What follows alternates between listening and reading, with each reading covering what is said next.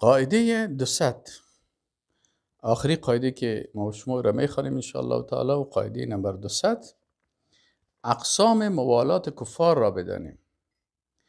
موالات کفار دو قسم می باشد، صغرا و کبرا. یعنی یک کسی دوستی با کفار میکنه، یکی صغرا هست و دیگهش بزرگ است. قسم اول موالات صغرا، دوستی است که به اساس امور دنیوی، مثلا به خاطر وطنداری، یا کافر میگی وطندارم از خوشش داره، یا به خاطر حزبگرایی، یا به خاطر شرکت تجارتی، و ولی بغض آن از نگاه دینی می باشد. یعنی در ظاهر کدش دوستی میکنه، لکن از نگاه دینی و ایمانی و بدش میه که این موالات حرام است، ولی صاحبش از دین خارج نمیکنه. یعنی این شخص از دین خارج، از اسلام خارج نمیشه، ولی مرتکب یک کار حرام شده، چون قلبا این کافر بد میبینه لکن ظاهرا امروزی دوستی میکنه. اما قسم دو موالات کبرا، یا دوستی است که به اساس دین و محبت قلبی میباشد، یک کافر قلبا دوست میداشته باشه. یا ایها الذین آمنوا لا تتخذوا اليهود والنصارى اولیاء. الله متعال میگه شما یهود و نصارا را دوستتان نگیرین، بعضهم اولیاء و بعضی از اینا دوستای بعضی یکی دیگه هستن. و من یتولهم منکم، هر کسی که اونا را به همراه از اونا تولا و دوستی بکنه، از اونا دفاع بکنه، یعنی از کافر بخیز عملا دفاع بکنه و کافر دوست داشته باشه، کافر توصیف بکنه، اخلاق کافر نسبت به اخلاق مسلمان ها ترجیح بده، الله متعال میگه فانه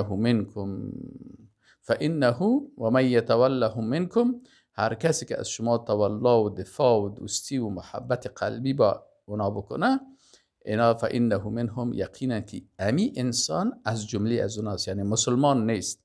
چرا؟ مسلمان وقتی که فهمید اینمی کافر است. کافر کی هست؟ کافر کسی است که دشمن الله هست، دشمن رسول الله هست، دشمن قرآن است، دشمن شریعت است، دشمن سنت است، دشمن پیغمبر صلی الله علیه و سلم است، دشمن نظام اسلامی است، دشمن خلافت اسلامی است، دشمن خلفای راشدین است، دشمن خلافت خلفای راشدین است، دشمن خلافت اموی ها و عباسی ها، دشمن از اینا هست. پس اینال این نمیخواه که شریعت الله در زمین الله باشه.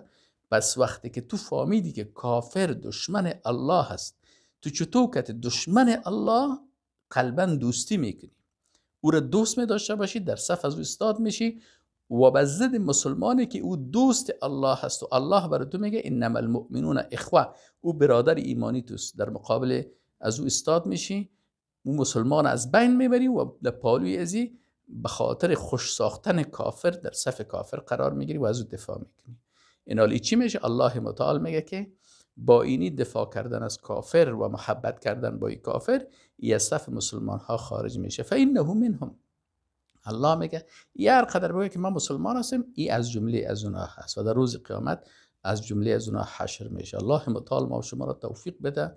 دوستای عزیز، برادرای محترم، خواهرای عزیز، نواقض ایمان بسیار بخوانین و سر ازی بسیار تاکید بکنین، احتیاط بکنین. چرا که آخر زمان بسیار خطرش دیگه است که یک نفر صبح مسلمان می باشه دیگر کافر میشه. چرا؟ چون نواقض ایمان زیاد است. جامعه چی می باشه؟ جامعه ایمان سوز می باشه. یک نفر ده اینجا مثلا بسیار راه ها، فلسفه های کفری، اندیشه های کفری، نظام های طاغوتی، قوانین طاغوتی، این کل از اینا چی است؟ کل از اینا حمله میکنن بالای مسلمان تا این مسلمان از دایره دین بکشن. صبح مسلمان میباشه دیگر کافر میشه، دیگر مسلمان میباشه صبح کافر میشه. رسول الله صلی الله علیه و سلم میگه این حال اینجا بسیار خطر است. ما و شما بسیاری وقتا از یک گناه کبیره میترسیم، لکن از شرک اکبر و از کفر اکبر و از ارتداد و از نواقص ایمان بسیاری کسا بی‌تفاوت هستند. در این راستا باید بی‌تفاوت نباشیم، باید دقت با دقت نواقص ایمان بخوانیم و بفهمیم و کتاب هایی که درباره نواقص ایمان و درباره ارتداد و کافر شدن گفته شده سر ازی به شکل احساساتی نی، به شکل نجات دادن خود از دوزخ، نجات دادن خود از کفر و شرک و ارتداد، به خاطر ازی دقیق بخوانیم و خدا وقایه بکنیم و حفظ بکنیم. و السلام علیکم و رحمت الله و برکاته.